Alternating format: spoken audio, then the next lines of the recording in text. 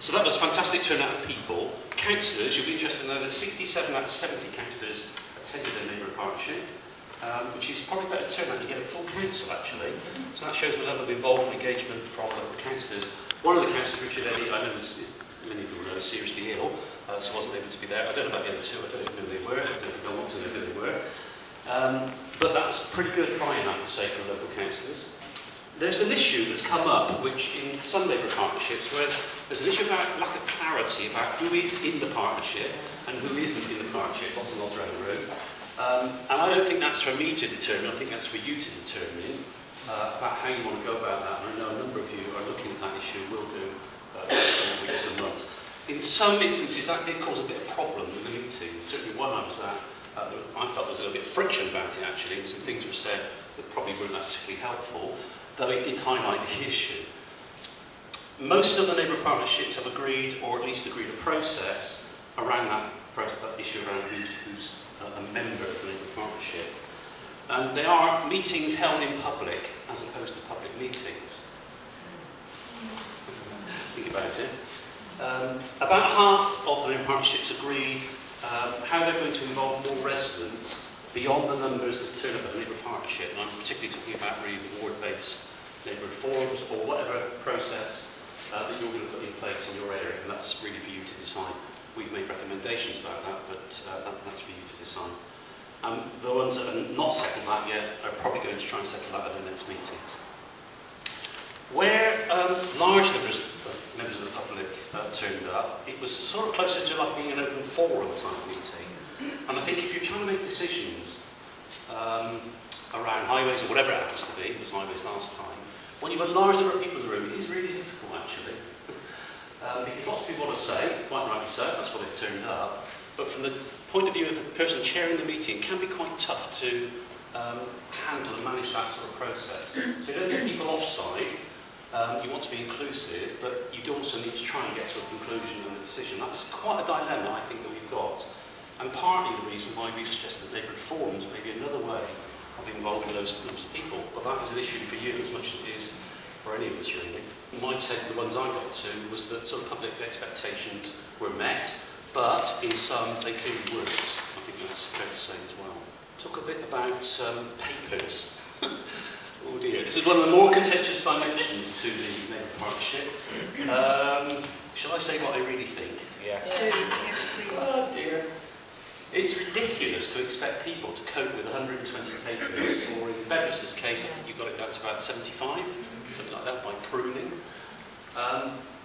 And expect people to be able to cope with that. If you then add to that the City Council's format, you add to that the jargon and all the legal bits and all the rest of it, it becomes nonsense, doesn't it? Now, I live in that world of nonsense, so I'm used to it. I know how to get through the stuff. So if you chuck a cabinet set of papers in front of me, I'll go, that's the bit I need to know. But I can't expect that everyone else, and I shouldn't expect that of everyone else. It's simply wrong and unhelpful. So, that's probably the biggest lesson that we learned, that we're going to do something very different with the paperwork in the future. We got criticised for having too much paper, we got criticised for having not enough paper, in one case, we got criticised for having the wrong paper. Well, I think the bottom line is we probably got it wrong. So we need to do something very different to that. And I've had chats with our legal people about that, and they say to me, the format we use is just the format we use. The format is not prescribed by law.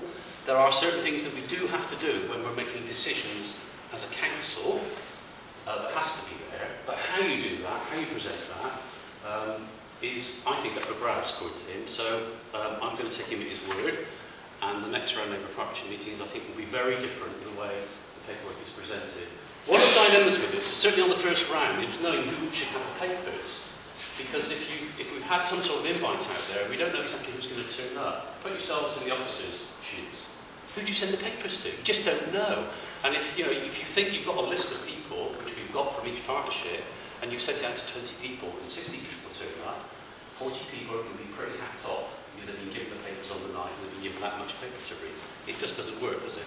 So we've got to just work through that stuff and understand that we can think about it differently. In terms of getting the papers out early, the law requires when we're making council decisions they have to be out at least 5 working days before. That's what the law says.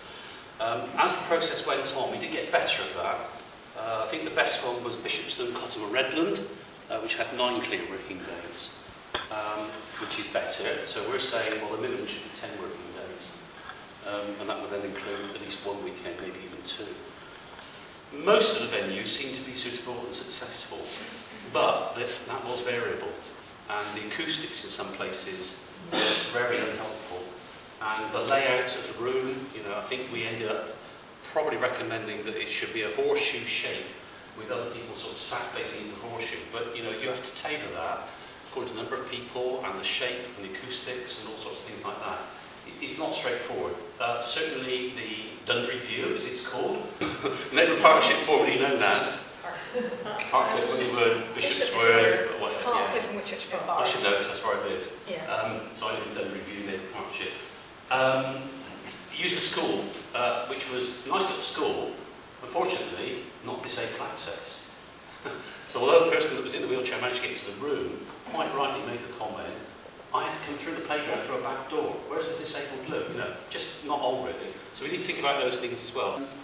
It says here, the majority were chaired by councillors, 3 had resident chairs, 7 Labour partnerships have gone for some form of rotation of the councillor chair, and several Labour partnerships are going to revisit chairing arrangements a little bit later in the year, once we've got over this sort of getting used to whatever it is we're doing, and particularly in relation to the end of the municipal year. I think that's absolutely fine. Chairing the meetings is quite demanding. You know, these are complex issues and complex meetings with all sorts of dynamics going on, and we need to be patient with those people that are taking the chairing role.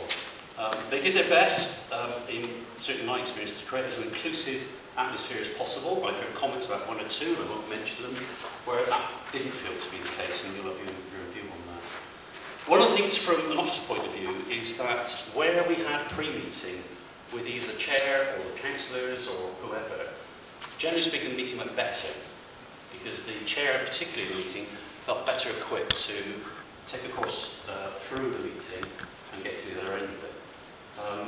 Where that didn't happen, where that briefing wasn't so good, didn't work quite so well. We had one meeting, I understand, where the chair was ill, and we had to have a substitute chair literally at the last minute, and that, of course, is never a particularly good idea.